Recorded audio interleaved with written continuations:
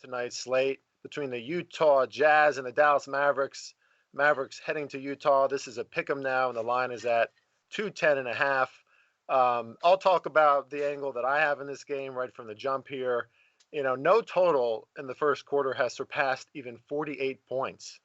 We're seeing just very slow action in the beginning of these games. Like we mentioned before in the show, they're basically walking up the court, not a lot of pace. And it looks like the intensity at the beginning of these games is amounting to a lot of really tough defense, especially on those perimeter shots. Not easy to get points at the start of these games. So I'm going to go with under 54 in the first quarter. But Josh, I know you and I are on the same side of another bet here. You like the Mavericks tonight. Tell us more about that. Yeah, it's hard not to like Dallas after I think what we saw in Game 5, Utah's issues, if you will, coming to the fore again. Defensively, I just think that, they're vulnerable to what Dallas do really well. And when they have that Luka and Jalen Brunson guard rotation out there, especially when they share the floor, you have two guys that can penetrate and force the defense to have to make decisions, because both are extremely comfortable living in the mid-range. Both are efficient living in the mid-range.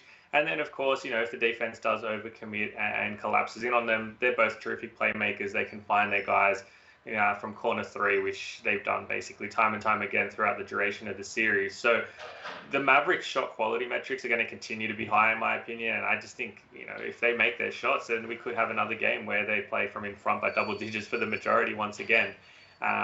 Utah's offense, I think, it's not what it was. I think it's fair to say in seasons gone by under Quinn Snyder, it's become a little bit more ISO heavy, a lot more sort of pick and roll heavy with less ball movement to match. And the Mavs are having no problem sort of, sticking to their man on the perimeter and to prevent Utah from being able to get to the rim and use whatever advantage they have inside with Rudy Gobert. So I like Dallas all across the board here. I think both sides of the floor, they're pretty dominant, and I expect that to come to the fore for Game 6, even in an arena, where Utah have been pretty good for the majority of the season. But I think it's also fair to say Dallas will feel like they should have won both games in Utah already this series.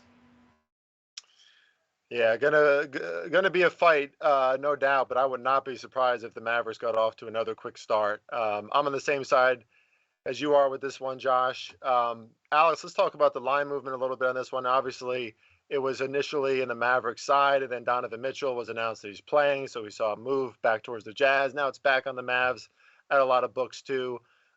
Any insight about that? And as we spoke to before, these games are going awfully slow, 91 possessions per game. Any thoughts on the total?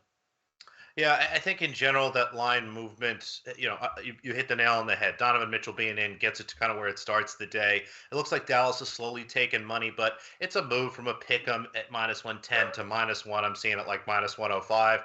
It's effectively like a 5-cent move. Not really a big deal there, which surprises me a little bit. I feel like there should be a lot of money coming in on the Mavericks. I mean, any Tom, Dick, or Harry looking to get a bet down tonight is going to go back and look at 102.77 and go, oh, well, the Jazz shot really poorly, but Dallas didn't shoot well at all either. They only shot 27% from three. I mean, they got some extra possessions at there, but Utah is much more comfortable at home. I wonder if there is going to be some sort of last-ditch effort here to try to get the pace up in this game. Like you said, they've just been really, really slow games, and at home, Utah likes to take advantage of that altitude a little bit, try to tire these guys out, and we know that Luka historically has maybe had a little bit of trouble closing out series on the road. So I think Dallas, by all accounts, is the better team, has been playing better basketball, but just a few kind of little things holding me back here. Honestly, I'll probably end up with a Mavericks ticket at some point anyway.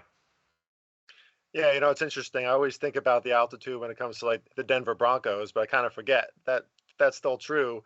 In places like Utah, in places like Denver for the Nuggets. So interesting points about that one. We'll see what happens. Another 3-2 series where the team in favor has won 3 games on the road, just like every game tonight.